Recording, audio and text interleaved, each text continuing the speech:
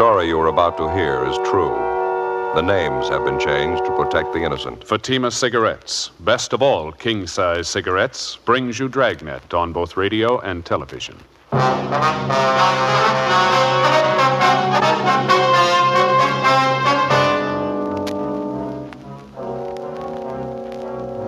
You're a detective sergeant.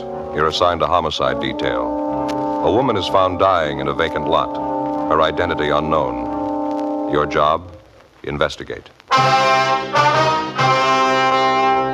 Compare Fatima with any other king-size cigarette. Yes, compare Fatima with any other king-size cigarette. 1. Fatima's length filters the smoke 85 millimeters for your protection. 2. Fatima's length cools the smoke for your protection. 3. Fatima's length gives you those extra puffs, 21% longer than standard cigarette size. Fatima gives you more for your money. And in king-size Fatima, you get an extra mild and soothing smoke, plus the added protection of Fatima quality. Buy Fatima in the bright, sunny yellow pack.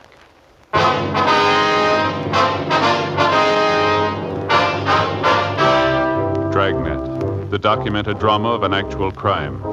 For the next 30 minutes, in cooperation with the Los Angeles Police Department, you will travel step by step on the side of the law through an actual case transcribed from official police files. From beginning to end, from crime to punishment, Dragnet is the story of your police force in action. It was Thursday, October 16th. It was cloudy in Los Angeles. We were working the night watch out of homicide detail. My partner's Frank Smith. The boss is Captain Lorman. My name's Friday. It was 9:48 p.m. when I got to Georgia Street Receiving Hospital, Dr. Hall's office. Joe, how are you? Hi, Doc. How about that case you got in from 7th and Union? How's she doing? She died about 5 minutes ago. Oh, fill me in. What do you got on it? You talked to the radio car officers, ones that handled the call? Frank's talking to him now out in the lobby. Thought I'd check in with you while he was handling that end. Not an awful lot to tell you, Joe. Ambulance G2 brought her in from the location. She was alive when they brought her in. Did everything I could for her. Didn't help much. Too far gone. Yeah, what's it look like? Chloroform poisoning. Pretty obvious. Probably self-administered. Looks like that anyway. She didn't last long. It's a little unusual, huh? Chloroform? Yeah. Under the circumstances, it sure is. Anything else? How do you mean? Well, any probable causes? Any marks on her? No, a little scratch on her wrist. That's about all. Where you got her now? Can we look at her? Yeah, bag number 3. Come on. All right. Ed Barrett called us, asked us for help. It's a rough night, huh? Yeah. Traffic went crazy tonight. Dozen cases in the last 2 hours. Couple of homicides, too. Busy night. You got the weekend coming up, huh? Yeah, not looking forward to it. Here we go. Over here. Yeah, chloroform sure hangs on, doesn't it? It's sure strong. Notice the burns around her mouth, the nose, discoloration. Well, who is she? Any idea? We got her down as Jane Doe. You're going to have to take it from there. I understand the radio car officers couldn't identify her. Apparently pretty well off, huh? Nice clothes. Seems to be well kept. I'd say so. Expensive jewelry there. The rings, wristwatch. A little strange for a probable suicide, isn't it? Looks like she took good care of herself. Hair all done up, fingernails. About how old, would you say? Not more than 35. Just about that. Here's the chart on her. Mm-hmm. Time arrival, 9:38 p.m. from southwest corner, 7th and Union, vacant lot. Reason for call, possible drunk woman down. Jane Doe, number 4. Mm-hmm. Female, Caucasian, approximate age 35. Weight 128 1/4. Height 5'4". Brown hair, hazel eyes. Listed as Nordic descent. Probable suicide. That's it. Okay, Doc, thanks. I better look up Frank, see what he's got, huh? Okay. Haven't notified the coroner yet. You fellas want to take care of that? Yeah, sure, we'll call. About all we can do unless we find some relatives to notify, huh? Joe? Yeah, Frank. Oh, hi, Doc. How are you? Frank, looks like you're losing weight. Yeah, 4 pounds in 2 weeks. Not too bad for me, anyway. What'd you get, Joe? Chloroform poisoning. Probable suicide. Find out who she is? I gotta get back to my office. If there's anything I can help you with, come on back. Right, Doc. Thanks very much. Okay. How about it? Any identification? No, I talked to the fellas that took the call. Unit 182 was routine call. 390W down. They couldn't find out who put the call in. Said they found her in a vacant lot lying over against the side of the building. Yeah. They said she looked like she'd been drinking. Then they got a whiff of the chloroform. And they found this empty container by her side. Here. Yeah. It ties in, They huh? were careful handling it. Anything else? Well, while they're waiting for the ambulance, they talked to some of the people in the neighborhood. They couldn't tell them anything about the woman. The building they found her next to is a vacant store. No identification on her at all, huh? No, nothing. No purse or wallet. I checked missing persons. No one of her description reported. Fellows who handled the call said they went over her clothing. No marks of identification. Better notify Leighton Prince, huh? Maybe they can identify her. I already called him, Joe. Looks like probable suicide. Sure, a new twist, though. Chloroform route. It doesn't figure, does it? What do you think? I don't know. No violence committed on the body, no indication of robbery. She had a wristwatch on, rings, too. Wouldn't figure anyway. Chloroform angle. Yeah. No other physical evidence out there, huh? I mean, besides the chloroform container? Nothing else besides a handkerchief. Yeah, a plain white handkerchief, chloroform on it. They found it next to the body. It's the only thing that doesn't fit 100%. What do you mean? It's a man's handkerchief. 10:25 p.m. Frank and I took the dead woman's clothing, the handkerchief, and the almost empty container of chloroform and drove back downtown to the office. We dropped off the clothing and the handkerchief at the crime lab to be processed for possible identifying marks. The chloroform container was taken to latent fingerprints for examination. The following morning, the body of the unidentified woman was taken to the county morgue for posting. As soon as the dead woman's prints were made available to us, they were checked through our record bureau and also through the record bureau at the sheriff's office. In addition, they also made a run on her description. They were unable to identify her. We checked with the crime lab, but they couldn't help us either. A detailed examination of the dead woman's clothing failed to yield any leads as to her identity. Latent prints didn't have any better luck with the chloroform container. The only prints they found on it were those of the dead woman. Meantime, the morning papers had picked up the story and given it front-page billing. 11:16 a.m.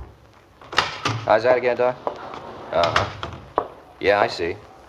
Mm-hmm. A little unusual, wouldn't you say? Yeah. Okay, we'll pick it up after lunch. Right, goodbye.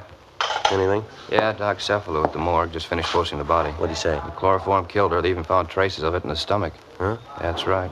It's a weird one, isn't it? Doesn't leave much doubt. Suicide. No indication it was anything else, is there? I got it. Homicide, Friday talking. Yes, sir. Yeah? Mitchell? Mm-hmm. That's so. Yeah, sure, be glad to. Yeah, we'll be here. You want to give us your address? Hello? Oh, here we go. What was it, Joe?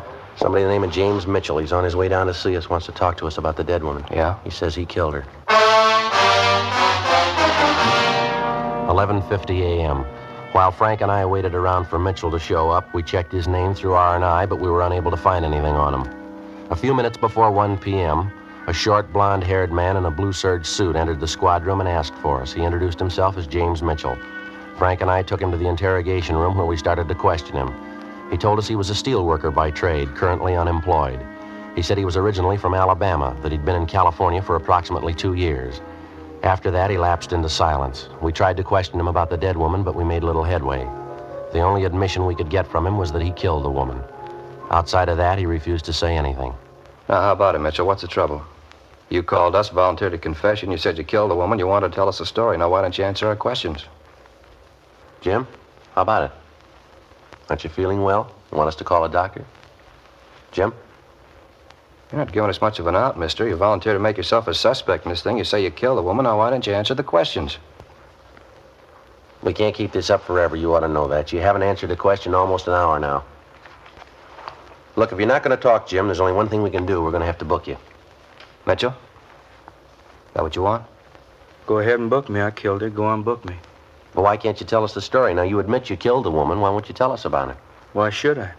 I killed her. That's all you have to know. You said on the phone you'd tell us the whole story, didn't you? Now, what made you change your mind? You got the story. I killed her. All there is to it. You know better than that, Mitchell. You know the woman very well? No, not very well. What was her name? Mary. Mary what? Mary, that's all. I met her in a bar. I didn't know her well. I killed her. That's all you got to know. I had to. Why'd you have to, Jim? I don't have to tell you. I had a reason. Good reason. Robbery? I don't have to say. You have a fight with her? Lover's quarrel? Maybe. What's the difference? Well, this bar where you met Mary, that in downtown L.A., was it? Yeah, it's downtown.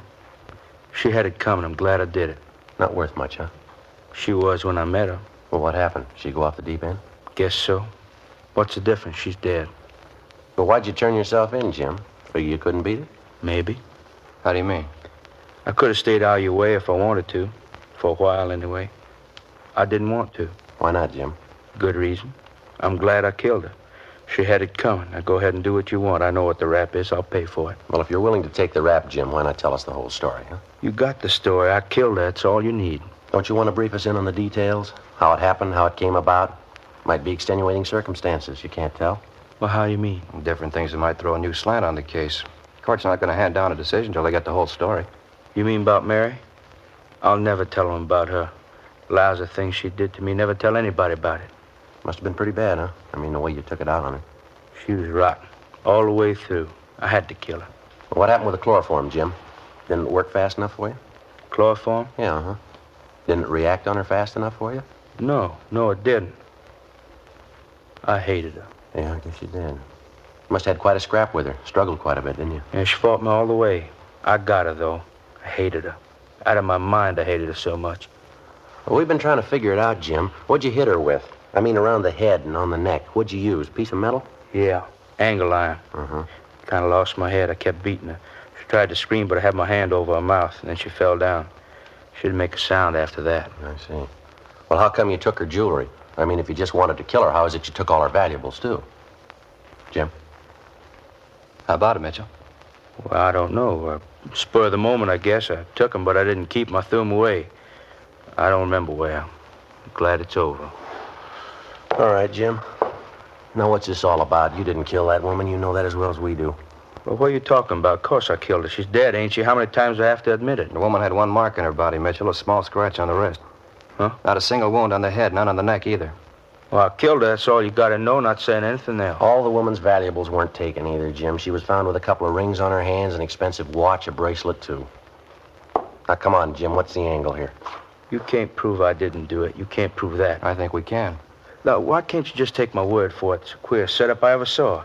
I'm willing to admit I killed her, and you won't believe me. What kind of cops are you, anyway? What'd you spend last night, Jim? Where were you? I don't know. I don't remember. You remember. Now, how about it? It's the queerest setup I ever saw. Whole town. You wouldn't believe it. Yeah? Look, I come here from Alabama. I told you that. I've been here for 22 months. A long time. It's almost 2 years. Mm-hmm. Queerest town I ever saw. Thousands of people all over. Millions of them. People all around you, all over the place, everywhere you go. I didn't know any of them. Not a one. They didn't know me. 22 months. Couldn't get to know nobody. I still don't. They don't know me either. Yeah. Tried to get acquainted. Just seemed I never could. Nobody knew me. Nobody cared. They didn't even know who I was. Well, what kind of town is that? 22 months right here. They don't even know who I am. Nobody knows. Living alone, you just get sick of it. Get sick and tired of it. That's what brought all this on, huh? Well, I mean, at least they'll notice me. They'll know I'm here. I killed a woman. They'll know who I am now. You ever spent any time in a hospital, Mitchell? Institution? Now, what'd you have to ask that for? Just 'cause I want to know people, want to notice me? That doesn't make me crazy. Can't be alone all the time. You got to have somebody notice you. Were you ever in an institution, Jim? Just once, only a couple of months. It wasn't anything. Look, can't you just forget what I said? I mean, I told you I killed a woman. The papers are going to be out pretty soon, pictures and things, probably a big write-up. Yeah. Well, can't we let it go at that? I killed her. Just forget the rest? No, I'm afraid not. Why not? We'll just make out it's that way. People get to know me anyway. At least they'll know I'm around. I won't be alone. There's no use worrying, Jim. Huh? You won't be alone anymore. 1:38 p.m. We continued to question the self-accused suspect, James Mitchell, and he finally told us that he'd been confined for a period of 18 months in a state mental hospital in Alabama. That had been more than 3 years before. The questioning also left no doubt in our mind that Mitchell had nothing at all to do with the death of the unidentified woman. A sister of Mitchell's living in Alabama was contacted, and she agreed to come out west as soon as possible to look after her brother. In the meantime, he was delivered to the care of psychiatrists at the county hospital. The incident of a man confessing guilt of a crime of which he's wholly innocent certainly wasn't anything new. Like police officers all over the country, all over the world, we've come to accept it as almost a routine part of a criminal investigation.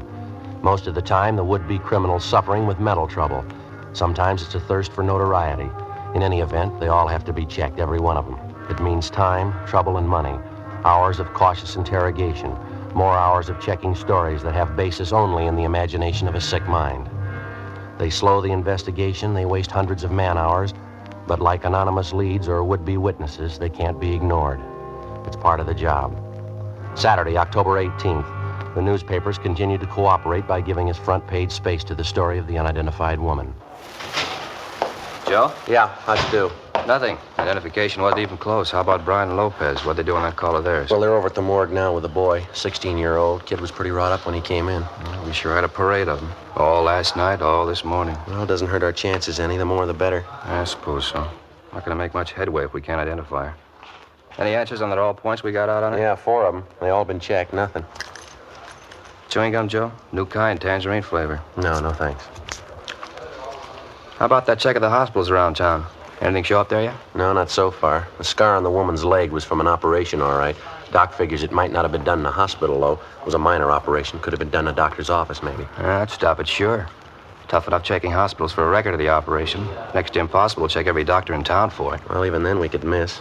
Don't know where the woman's from. She could have had the operation done anywhere. I'll get it. Homicide, Friday talking. Yeah, Tom. I know. You did? That's so. Yeah, okay, fine. You bet. Thanks, Tom. It was Brian. He and Lopi are driving that boy over to Georgia Street, the 16-year-old. What happened? Well, they took the boy to the morgue. They showed him the body. Asked him if he recognized it. What's he say? It's his mother.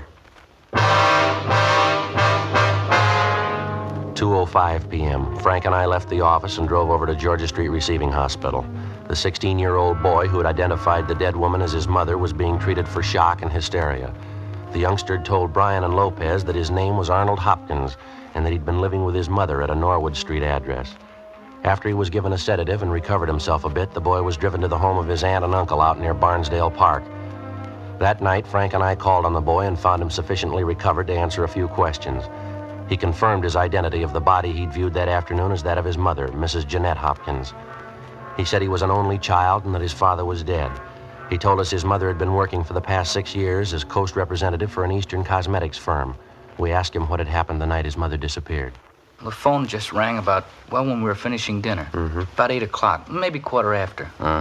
Well, when Ma hung up, she said something important come up. She had to go out to see somebody. She said she had to see him right away. She got her coat and left. It's the last time I saw her. Well, who was she going to see, Arnold? Did she tell you? No, she didn't. I heard her talking on the phone, though. Heard her say Leo. She said it a couple of times. Leo. Where was she going to meet this person, Arnold? Did you happen to overhear that? No, I didn't. I think she said, okay, I'll meet you there, Leo, and she hung up. Then she got her coat, kissed me goodbye, and she went out. Did she leave on foot or was she driving, you remember? Oh, on foot. My mother didn't drive. Who's Leo, so? Your mother ever talk about him? Heard her talking to him on the phone a couple of times. That's about all. Well, do you know where he lives? What he looks like? Can you tell us anything about him at all? No, sir, nothing. I wouldn't know him if I saw him.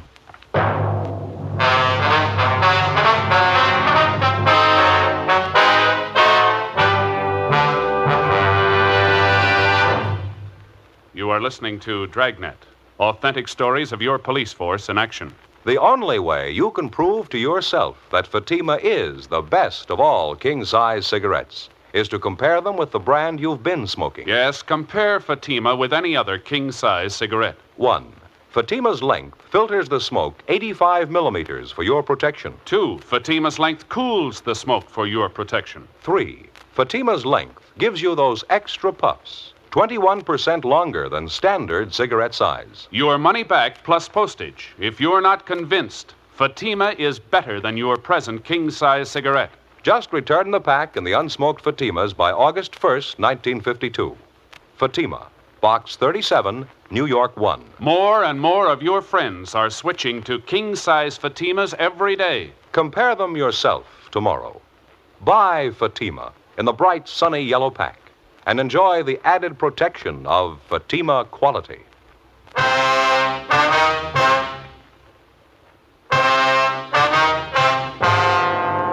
Saturday, October 18th, 8:30 p.m. Frank Smith and I continued interviewing the dead woman's son, 16-year-old Arnold Hopkins.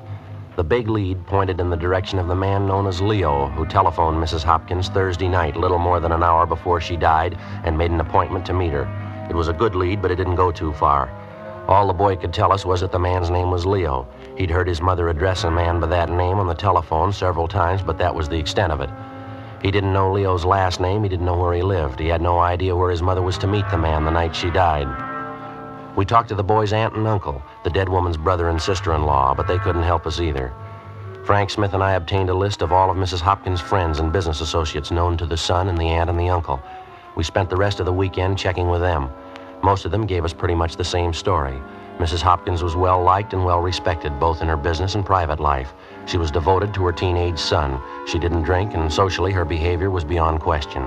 She attended church regularly. She was active in several women's clubs engaged in social and religious work. None of the people we talked to could think of any reason that she would want to end her own life. All of them denied any knowledge of the man known as Leo. Monday afternoon, October 20th, Frank and I had another meeting with the victim's son, Arnold Hopkins. We had him check over the personal effects found on the body. Yes, sir, that's hers. The other ring, too. How about this bracelet, sir? Yes, sir. She always wore that. My dad gave it to her, I think, when he was alive, I mean. She always wore it.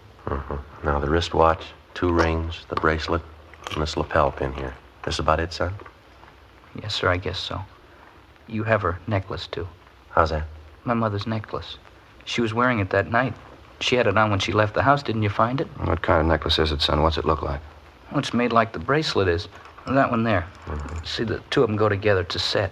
Your mother wear expensive jewelry like that every day, did she? No, sir. She wore the bracelet quite a bit, not the necklace, though. She only wore that when she was dressed up. I thought about it yesterday. I meant to tell you about it. What's that, son? Well, right after she got the phone call that night, when she told me she had to go out. Yeah? Well, she went back and got her coat, and then she came in the living room and kissed me goodbye. She had the necklace in her hand. You sure she took it with her? Oh, yes, sir, I'm positive. After she kissed me goodbye, she went over to the mirror, and I saw her put the necklace on. She was wearing it when she left. I didn't think much about it till later on. Most of the time, she only wears it when she dresses up. She wasn't very dressed up that night. Joe? Yeah. Can you describe the necklace for us, son? Exactly what it looks like? Yes, sir, I think I can. When you saw your mother with a necklace, Arnold, did you think to ask her about it? Yeah, I did. She said she was wearing it because she wanted to look pretty. She was going to meet a good friend. Mm-hmm. And she didn't say where? No, sir. I guess she was wrong, huh? About her necklace, I mean. No, son. About her friend.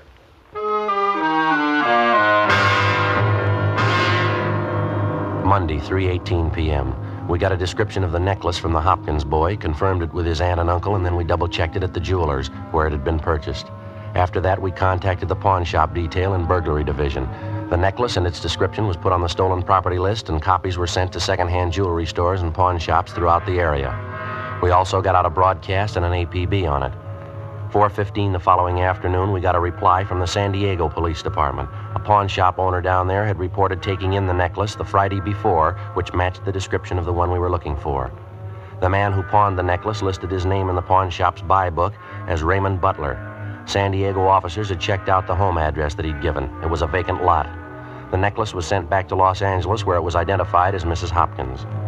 The description of the man who'd pawned the necklace was forwarded from San Diego together with a photostatic copy of the suspect's signature, and we got out an all-points bulletin on him. 2 days passed. Nothing. Along with Brian and Lopez, we continued checking all public places in the general area where the body of Mrs. Hopkins had been found. You got anything, Frank? Talked to a man by the name of Wagner, Joe. He told me she used to do a lot of traveling, business trips, most of them to San Diego. Uh-huh. Wagner says he heard she had a boyfriend down there, a tall, dark-haired fellow. That's all, no name. I get it. Homicide Friday. What? Oh, yeah, Lopey. Mm-hmm. Where? Checks out, does it? Yeah, that's good. Fine. Okay, thanks, Lopey. Yeah, right away. Anything, Joe? Lopez, he and Brian just checked a bar out in the neighborhood where the body was found. Mm-hmm. They talked to the bartender in the place, showed him the description of the man who pawned the necklace. Bartender says he knows the man. You sure? Pretty sure. He told Brian and Lopey that the man's either a boxer or a wrestler, something like that anyway. You know the man's name, where he lives? Says his name's Taylor, no home address. You know his first name? Yeah, Leo. 1:25 p.m. After interviewing 4 other people who were in the bar the night of Mrs. Hopkins' death, Lopez and Brian checked back in at the office. They told us that at least one of the 4 persons they talked to, in addition to the bartender, was sure that the description of the suspect who pawned the necklace fitted a man known as Leo Taylor, who was in the bar the previous Thursday night. He was seen in the place between 8:30 and 9 p.m., and he was seen with a woman answering Mrs. Hopkins' general description.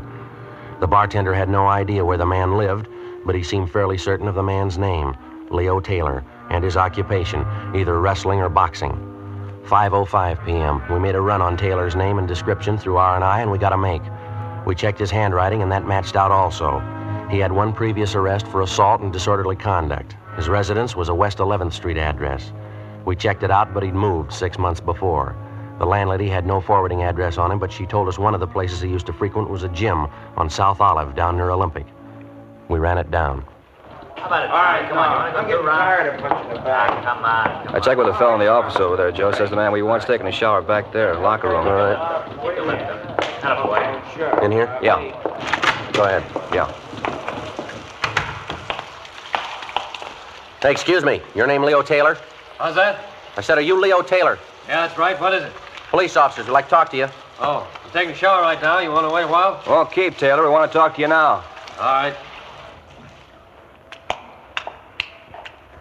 All right, what's the rush? What's it all about? I want to talk to you downtown. What do you want me downtown for? A routine check. Like to ask you a few questions. About what? Jeanette Hopkins? That's so? What about her? When's the last time you saw the woman, Taylor? I don't know. A couple of months ago. At least that. Why? We can talk about it downtown.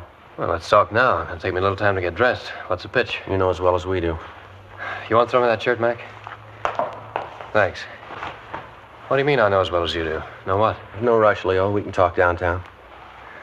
I read about it in the papers. Terrible thing. I was going to look her up one of these days. It's too bad. You live in Los Angeles, Taylor?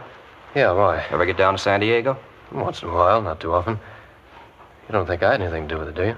How do you mean, Leo? With what? I mean, Jeanette, she's dead. You don't think I had a hand in it, do you? I tell you, I'm on a level with you, Leo. We've been on this thing a week.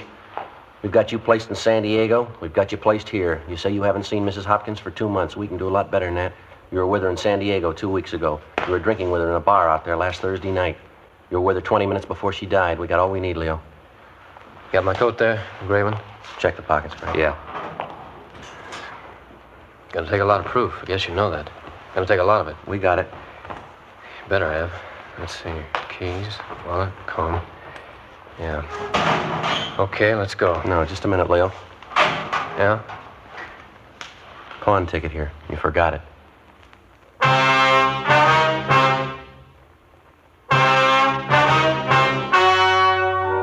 The story you have just heard was true.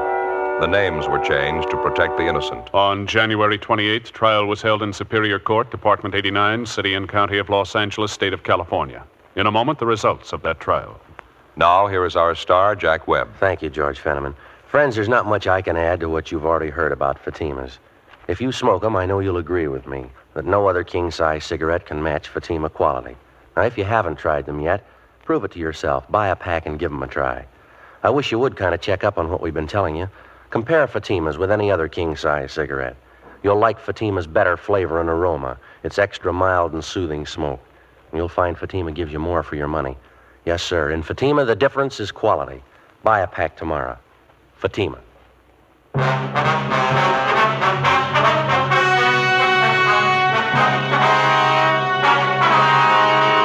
When confronted with the evidence and testimony against him, Leo Francis Taylor broke down and confessed to the murder of Mrs. Jeanette Hopkins. She'd been paying blackmail to Taylor in order to keep their affair secret, but a month before her death, she refused to pay him any more. Taylor threatened her again, and she agreed to give him the necklace as a final payoff. At their meeting, Taylor demanded cash. His victim threatened him with arrest, and he administered the chloroform. Taylor was tried and found guilty of first-degree murder and was sentenced to a life term in the state penitentiary.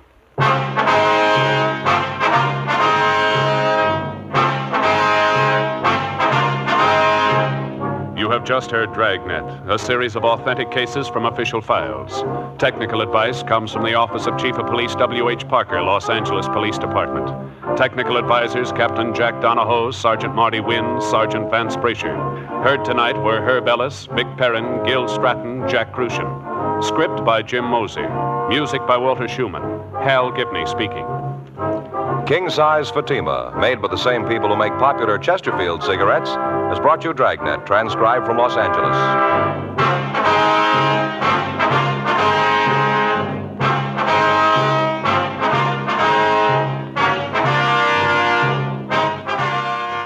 Each Thursday night, it's Counter Spy on NBC.